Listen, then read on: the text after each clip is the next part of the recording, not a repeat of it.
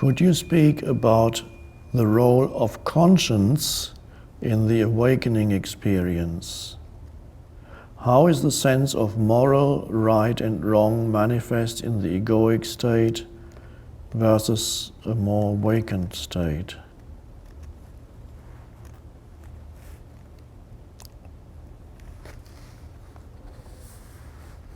Conscience.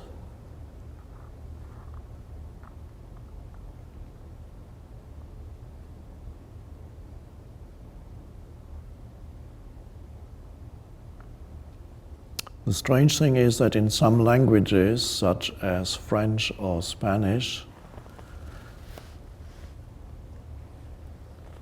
consciousness and conscience are the same word. They don't have separate words for consciousness and conscience. English has separate words, German has separate words, French and Spanish don't. I don't know about other languages.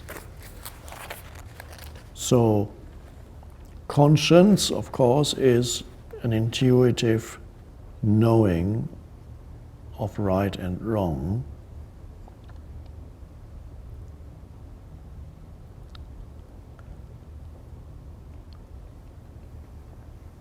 And deep down, everybody has that, in the same way that deep down, everybody has consciousness that may be obscured by the egoic mind.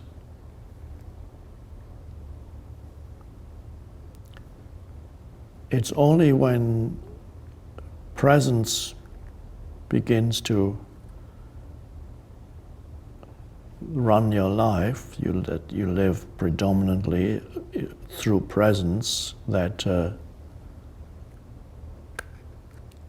there's absolutely no longer any doubt about right and wrong. Right action happens spontaneously.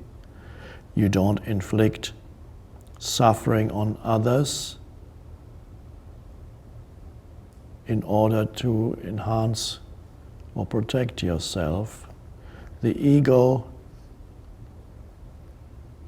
may talk about conscience or what's right or wrong, but when it comes to actual situations, the ego will always serve itself first. So it will inflict suffering on others without knowing it.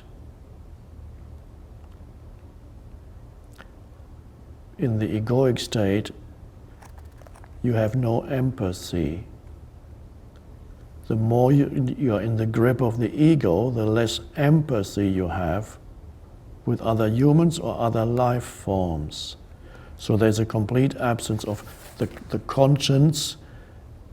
The ability to have empathy is covered up. It's there somewhere deep down, but it's covered up. And you cannot sense your way into another human being, which is what empathy is. So it's almost like suffering from a disability, certainly a dysfunction. And that is where this huge amount of suffering is created by humans for other humans, including killings, because you don't know what you are doing anymore. Not anymore, you don't know what you're doing. In the words of Jesus on the cross, forgive them, for they know not what they do. And not knowing what you do, you may ask, what do you mean they don't know what they do? If you have a terrorist, like the man in Norway, who goes around shooting people, he has a certain seemingly rational explanations for what he's doing. He explains it all. He can write it down, say, this is all. It all makes sense to me, he says. In what sense can we possibly say he doesn't know? He knows full well what he's doing. Well, yes, he knows on the level of conceptual knowing, he knows what he's doing. But there are two ways of knowing in a human being. One is the conceptual knowing.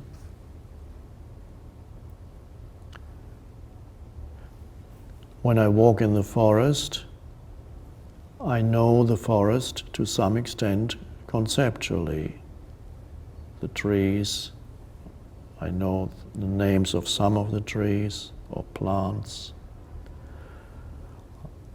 I know the name of the forest. I have other conceptual knowledge. I even know myself as the form that I am. Eckhart is walking in the forest. Conceptually, I know what's happening. I can explain it. I'm walking in the forest. I'm seeing this tree. I'm seeing that. I'm smelling the air now, and this and that. I can name it and know it conceptually. But whether I'm truly experiencing the forest depends on whether another level of knowledge is active or activated in me. And that's non-conceptual knowing. And in non-conceptual knowing, I look at a tree and I can feel and I can sense the tree's being or aliveness. And I can perceive the totality of the forest with all the look around and I can feel the energy field of the forest without any labeling. I feel the aliveness of it. I know it, but not through concepts. I also know myself walking in the forest, but not as a concept. Me, Eckhart, the writer, is walking in the forest. It's a concept. But I can sense the consciousness that I am. That is the deeper knowing. And it's only through the consciousness that I am that I can be aware beyond concepts of the aliveness all around me.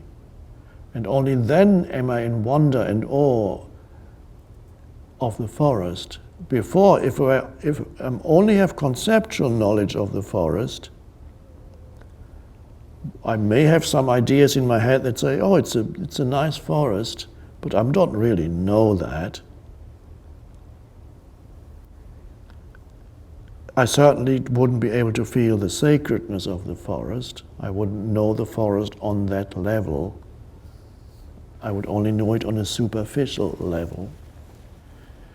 And so, because so many humans are identified with concepts, the entire consciousness consists of an accumulation of concepts, including concepts they have about themselves, which is the ego.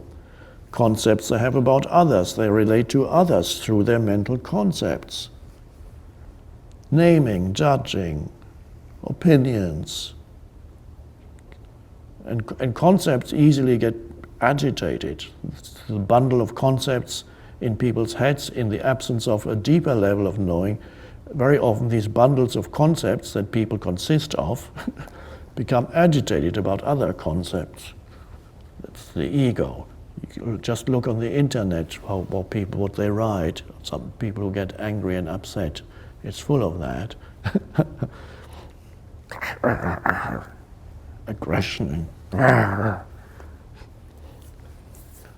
Concepts fighting other concepts.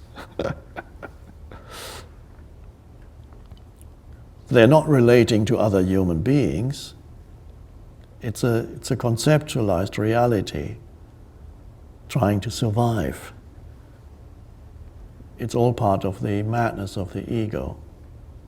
So the question is whether conscience implies an ability to empathize.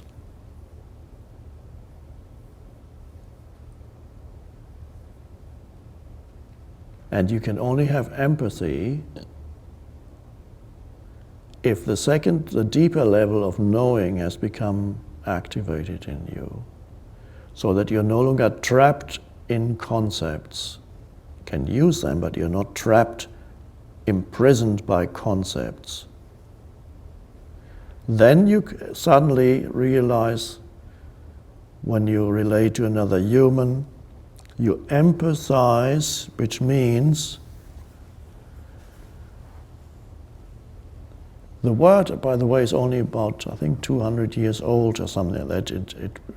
It came into English via German, translating a German term, which wasn't also created about that time. The German word is Einfühlung, which means to feel yourself into someone.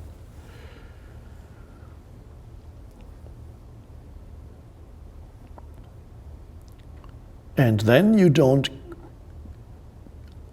now you know what you do. In fact, you cannot inflict suffering when you have empathy. Then something stops you. It's like you're doing it to yourself.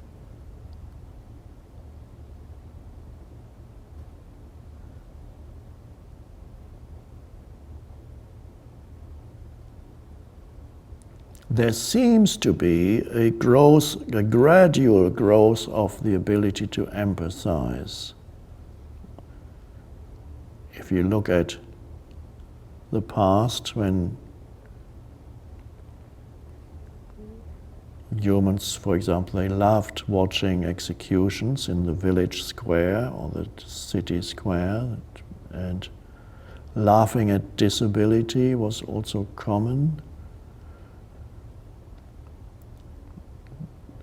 Disabled people were treated very badly. It seems that it was harder for them to empathize. Who knows? There's even a book I came across recently, quite interesting, that somebody wrote an account of, I don't remember unfortunately the name of the author. He wrote an account of world history from the point of view of the growth of empathy. And the title of the book is Empathic Civilization.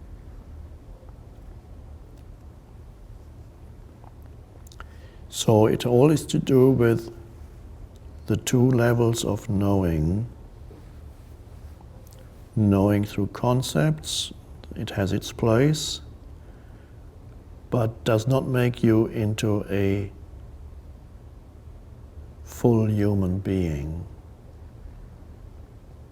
It's only when the deeper level is activated, we could call that unitive knowing, then you become truly human.